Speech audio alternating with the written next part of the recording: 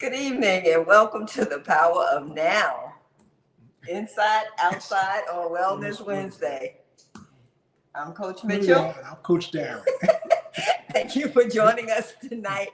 Listen, tonight, Coach Darren is going to show you the fruits of his labor as he talks about growing microgreens, and not just growing, but the benefits of microgreens. And he has a variety of microgreens that he has taken the time to cultivate for us to present to us tonight to go over the benefits of incorporating them into your diet. Yes. Now, we've talked about microgreens before, actually a couple of times, and I'm actually kind of going over them again because we're slowly moving into the growing season in most areas. And microgreens, there are plenty of benefits, and one of the benefits is they're easy to grow, so almost anybody can grow them. You don't need a lot of space. One of the things now, it's actually become the trend that people are going into the microgreen business. But just so you know, it takes a lot of work. So I'm really going over this again because part of it is really just trying to encourage you to start growing your own produce. So as Coach Mitchell said, I'm going to talk about the benefits, and I'm going to just cover some of the microgreens that I've grown here, and you can see they're 1, 5, 7, 9 different varieties, and see how small the space is. You can decide how big you want your microgreen, patch, to be. So this is it's really easy. We were exposed to microgreens 3 years ago. I think it was during COVID. It was right after COVID, or I think it was might be right before COVID. Right before COVID, yes. Right.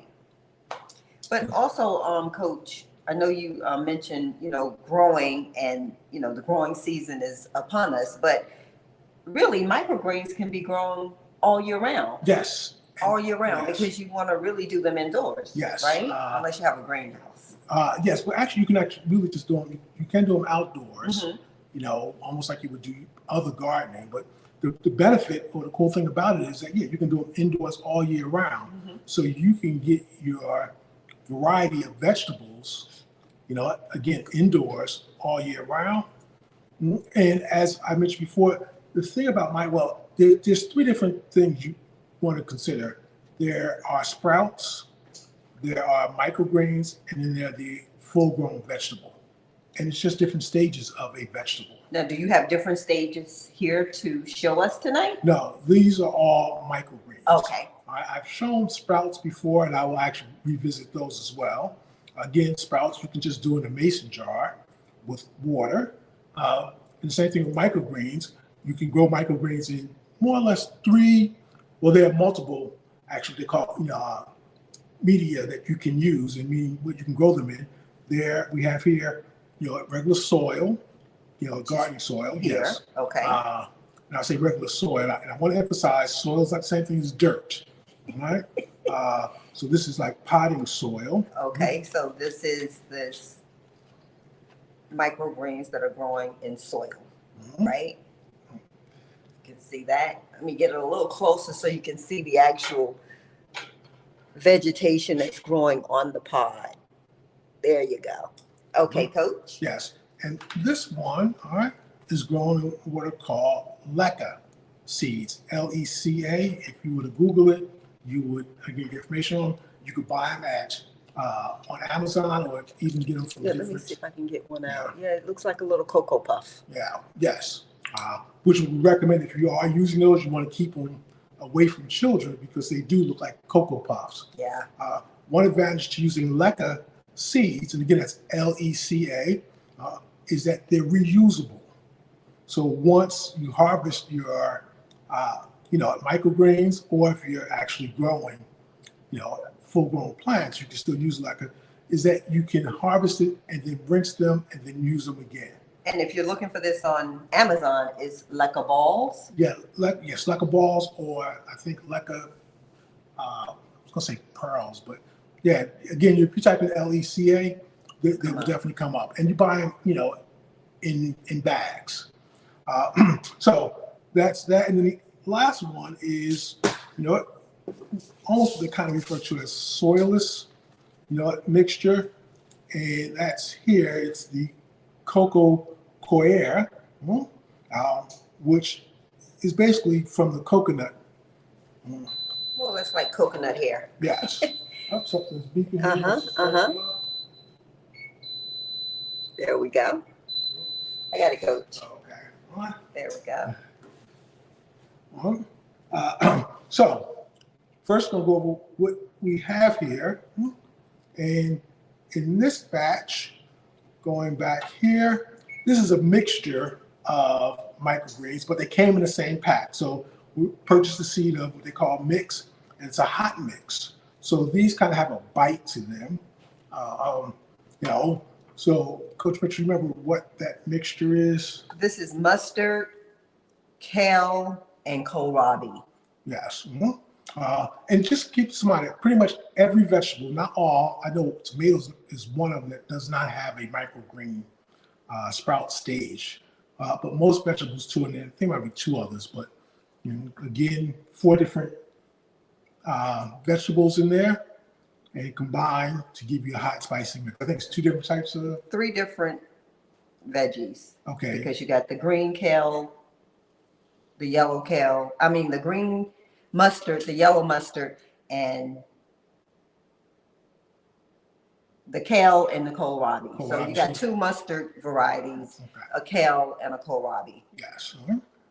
And they're Brosia. Yeah. Part of the turnip collard family. Yes. Here is basically, these are, pea shoots. Again, you can just eat them more or less as is. The other benefit too, I always emphasize this, is that microgreens, they have 40 times more nutrients than a full-grown vegetable because you're catching them at an early stage. So the nutrient density is contained because it hasn't expended a whole lot of energy in the growing phase. So that's a huge benefit to growing microgreens from a health perspective. So again, pea shoots. Now here, and I'm going to tell you some do's and don'ts. All right. This tray is, I think, it's a 9-inch tray. This one has a variety of microgreens, which is something that you probably don't want to do. I did it again for my own reasons, but the reasons why you don't is because they will actually grow. The microgreens will grow at different phases, and at different stages or rates is the actual word I'm looking for. And doing so, it kind of makes it difficult to move them throughout the various phases because you got to move them from, sometimes darkness into light. And again, that's only to understand how the plants grow. So by combining them, it makes it a little tricky to be able to pick the tray up and then move it because, as you can see, right in here, well, let me just tell you what's here. We got wheatgrass here. We have radishes here. This little patch in here is actually broccoli. Which should be a row. No, actually, no, these are 2 different separate, all right? Oh, okay. This here is spinach. Now, you see the spinach is not actually growing at the same rate as everything else. So that's kind of problematic. So that's why I would recommend, to really do separate trays. So you probably want to use the smaller tray for each. Like yes. Size, right. Unless, like I said, you can use a regular size tray of individual microgreens. And just plant one. And plant one type. Right. But again, when you're starting out, I'd probably say you want to use smaller trays because the other thing you got to factor in is how fast you're going to consume them. Because that's something that we found out when we first started. We weren't consuming them fast enough. Right, because I think I did a 9x13 tray of microgreens. And, even though we ate a lot of salads and we put it on our salads or in our soups or on our sandwiches, it was still a lot. Yes. And then this last row right here, these are beets. So we got, wheatgrass, what else? Radishes. Yes, radishes, broccoli, spinach, which is slowly coming up, and beets. So just so they can see what each one looks like. front row beets, sort of slow to grow, the spinach. Then we have broccoli, radishes, and wheatgrass. And then in the last tray, what you see here that are growing are turnips. Turnips. And then over here, you can see another one that was slow to grow. And this is watercress.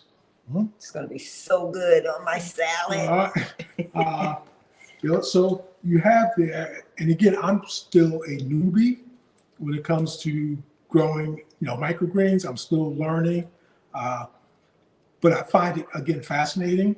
It's a very quick approach relatively to growing the entire, vegetable. Like broccoli may take you, I think it might be 75 days. I think to grow the full vegetable. Yes, and then you have to, with growing full vegetable, you got to either grow it in the soil or in containers. It's a little bit more effort.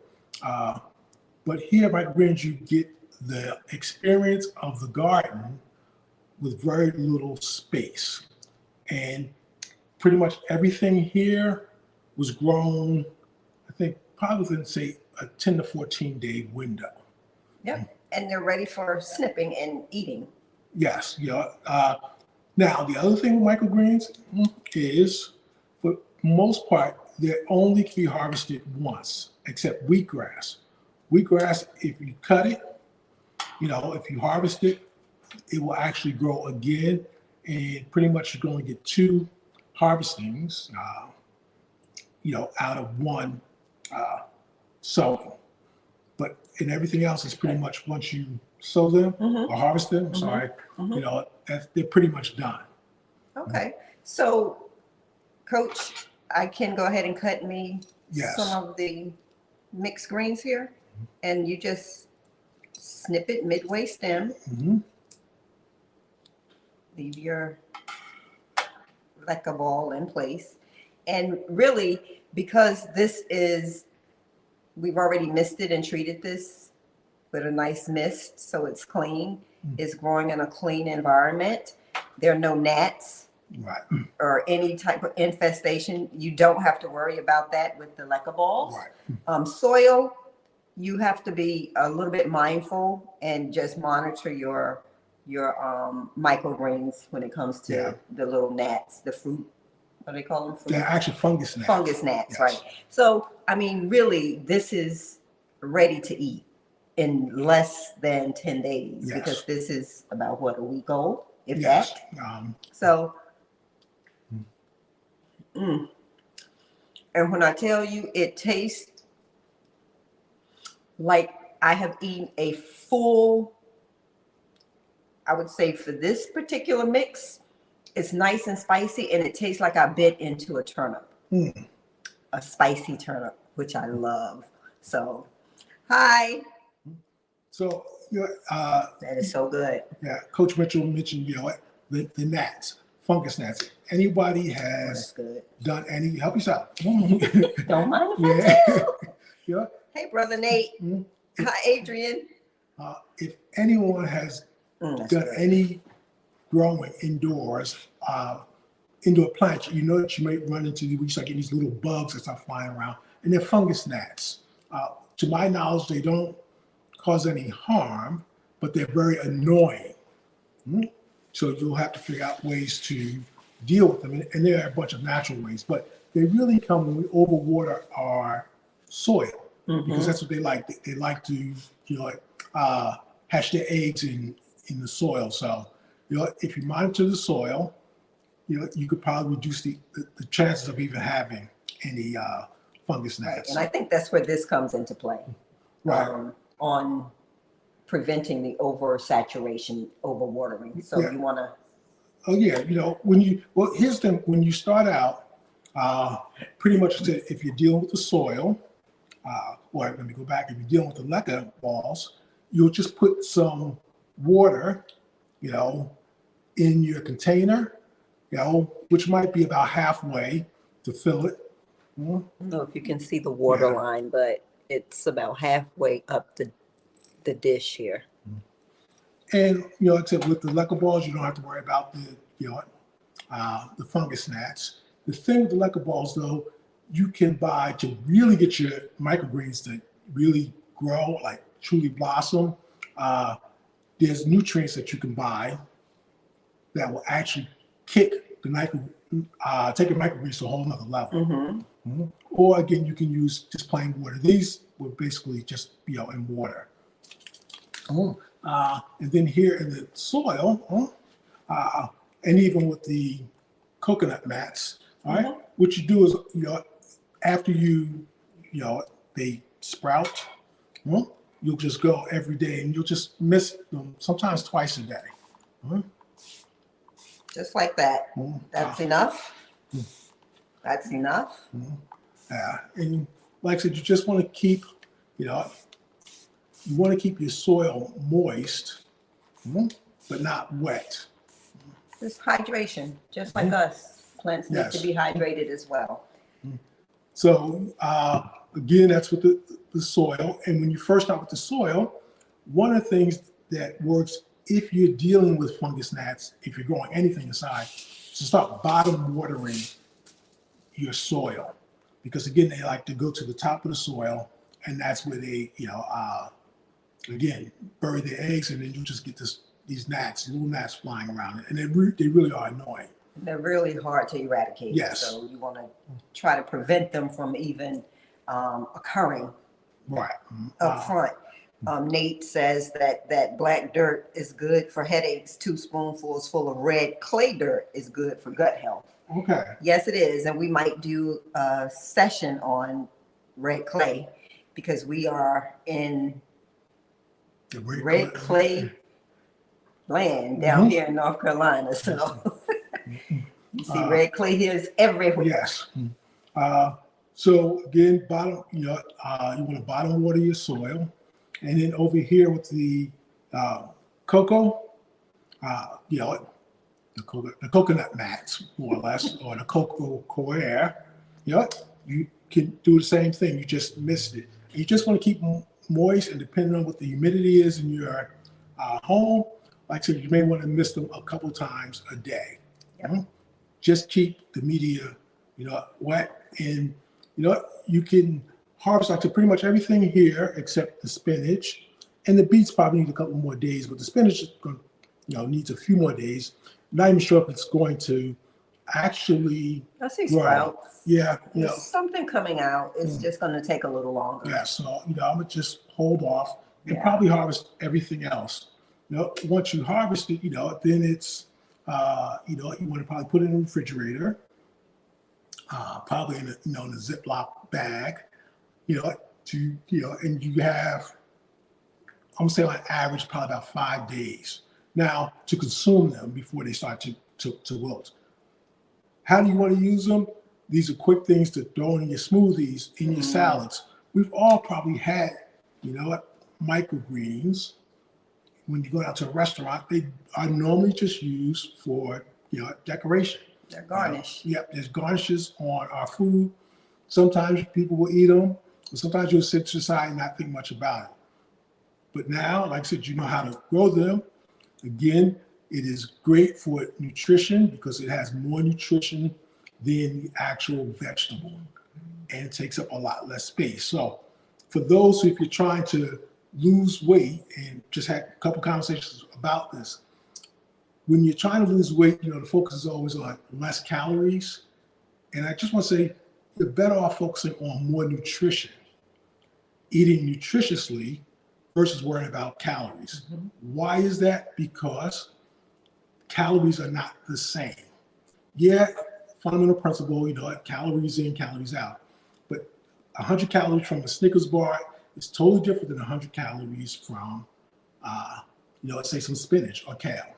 So eat nutritiously and do that. And you also be able to eat more because it's, nutrient dense, and it's not empty calories. Right.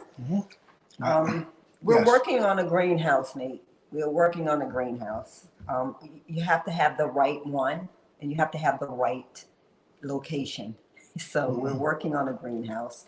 And for anyone who does have one, this is the perfect growing product Yeah, you know, like I for your said, greenhouse.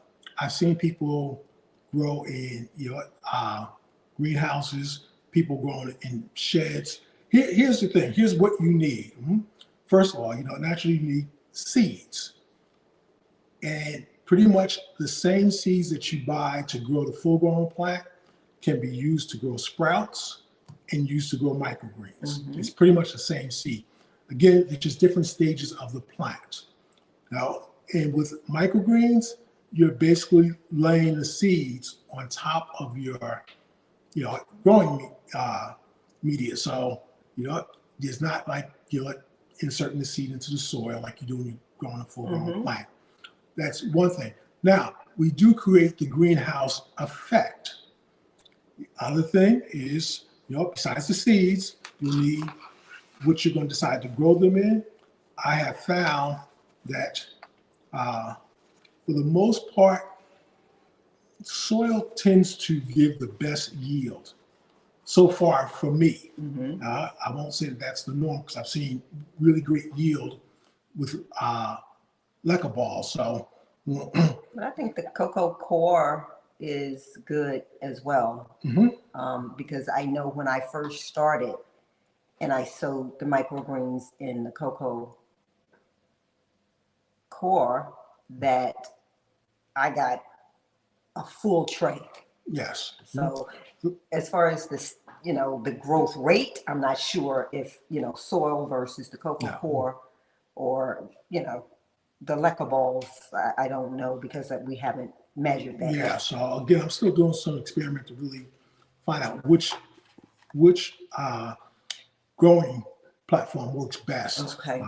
Because again, there are other things that are involved, but again, you have three choices. The other thing too is the cost. A pack of seeds you can get as cheap as 25 cents a pack if you go to the dollar store, 50 cents a pack, say at like Walmart, and is there some quality between the seeds?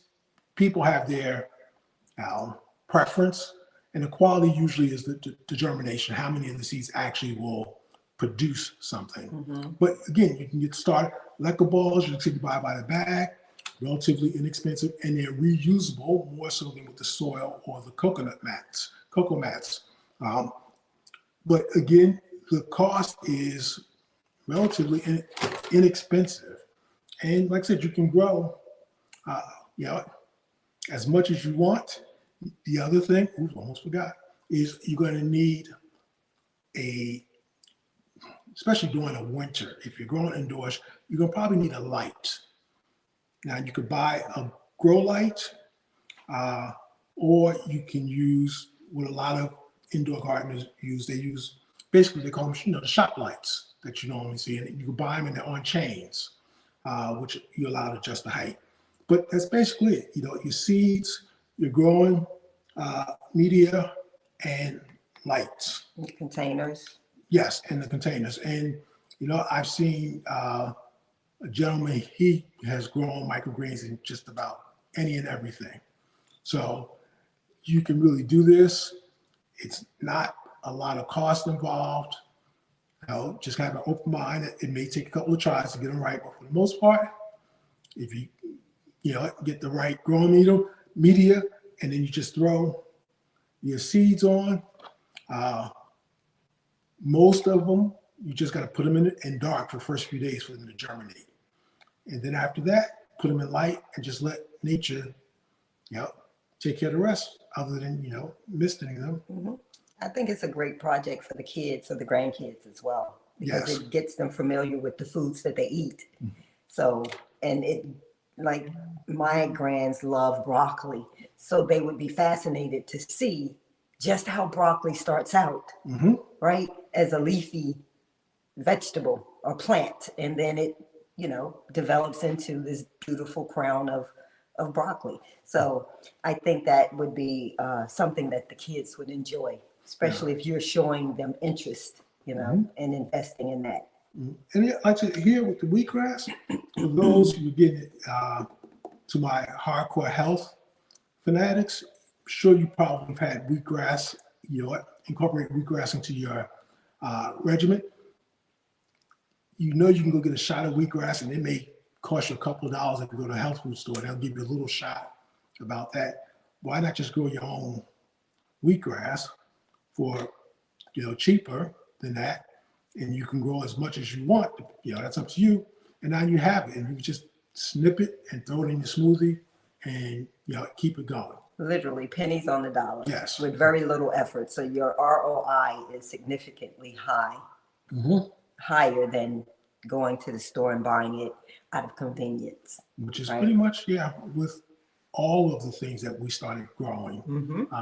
And we grow, like I said, from seeds, we grow from scraps, meaning the leftover part of a particular produce. We've been trying different things, and it is amazing how nature works. So definitely consider it, and you can jump in, like I said, with microgreens, which is why we went back and to microgreens, because it's just an easy entry point into growing your own food. Absolutely.